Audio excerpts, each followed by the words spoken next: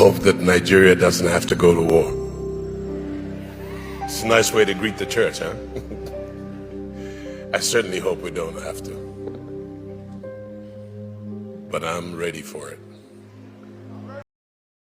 Pastor Paul Adefarasin has sparked conversation after stating that while he hopes Nigeria never experiences a full-scale conflict, he is personally prepared if such situation ever arises. His comments come at a time when various regions are facing repeated security threats and rising national concern. Speaking on the growing tensions linked to domestic security issues, Adefarasin described Nigeria as one of the fronts in a broader global clash between civilizations. He emphasized that although he hopes the country never reaches the full point of war, he is ready if it becomes unavoidable. He expressed optimism that ongoing diplomatic efforts could help permanently reduce extremist activities in the country. However, he warned that meaningful progress would require strategic thinking, careful negotiation, and long-term planning. Despite acknowledging the importance of dialogue, he added that negotiating with dangerous groups is not a path he believes should be taken. "I certainly hope that Nigeria does not have to go to war, but I'm ready for it. Can't discuss those things because there is still dialogue going on. And it is two civilizations globally fighting. Nigeria is just one of the fronts.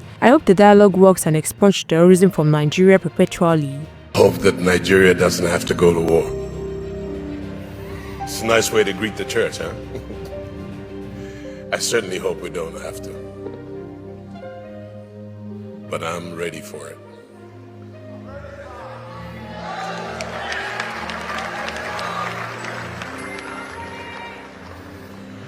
Can't discuss those things because there's still dialogue going on, and it's two civilizations globally fighting.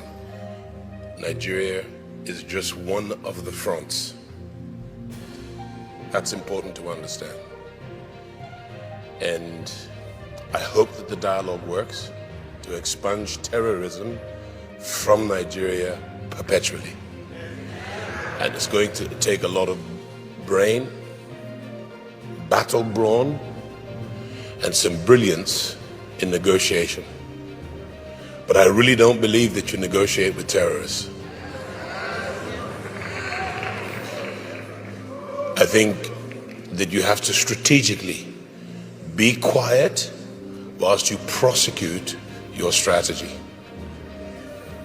And everybody needs to be thinking. In World War, whose battle theater was the United States, and it was the biggest single onslaught in the Western Hemisphere, 9/11. America was not going to have the theater of war stay in the United States or in the North Americas. So the battle of terror moved to Europe, smaller skirmishes, France, the European continent itself, and they said, we don't want the terror on our shores either. Where do you think the terror went to? Africa. And that really pulverized Libya. And then Africa became, from the Maghreb, Sahel, including northern Nigeria, it became awash with weapons beyond AK-47s and M4s, rocket launchers, grenades. I hear they're equipping with drones. Now, we are Western civilization. That is Occidental civilization. The terrorists come from Oriental civilization. The two have never really had an opportunity to match or mix. When people believe that they will get 72 virgins for killing you and me, that's a serious ideology. That's very serious ideology. And it's written in the book that they believe in the most. Other Muslims who are mild or moderate, they don't subscribe to that. They don't believe in killing others in order to advance their religion. However, some seeming moderates under the cover of taqiyya, and taqiyya is an important word for you to for you to understand. They occupy significant positions in various authority positions in culture, in the markets, and in the public sector. That's why it's so enlivened, but it is much bigger than Nigeria and Nigerian leadership. It's financed and funded globally by people who the West is friends with. So there needs to be a proper education. Write this down.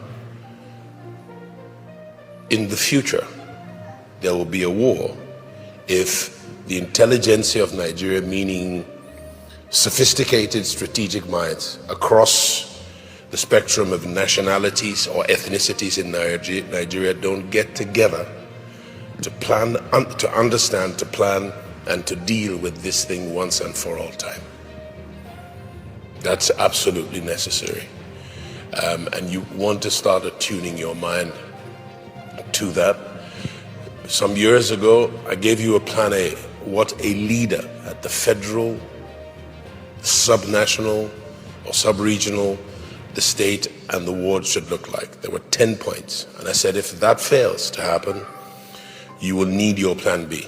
Families call me from Canada, from around the world to say thank you.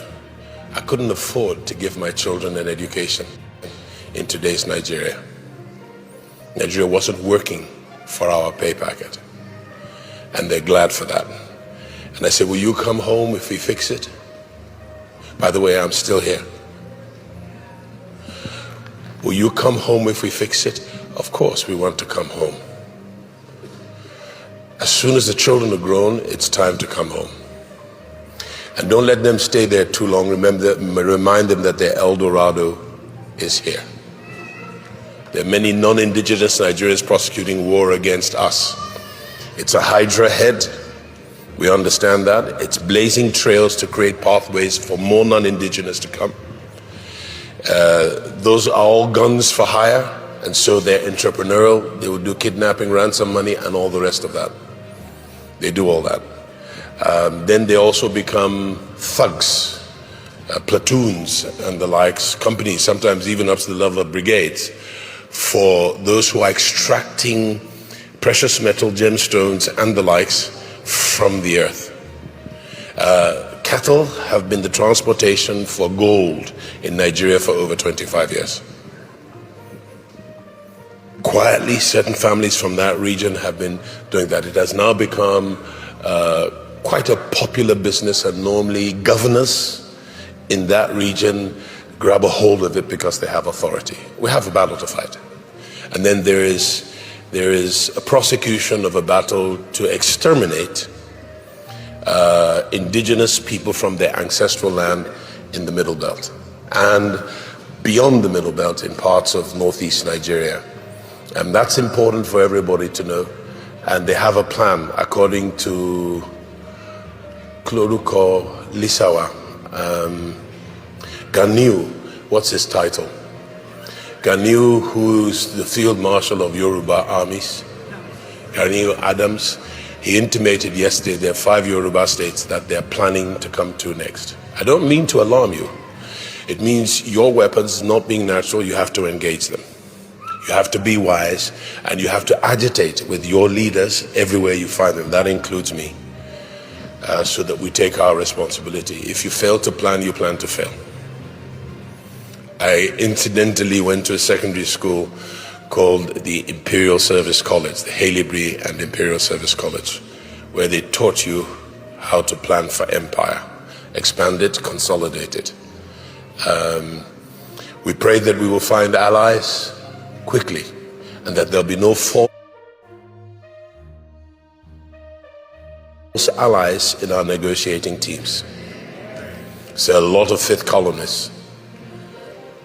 I wish I could tell you the most important one in government, but I'll reserve that. I too want to live long. What do you think about Pastor Adefarasin's remarks? Do you agree with his perspective on dialogue, preparedness, and national security? Let's know your thoughts in the comments below, and let's have a respectful conversation. Please like this video, share, and subscribe to Naija News TV. If you found this breakdown helpful, turn on the notification bell so you don't miss our next update. Please stay tuned to Naija News TV.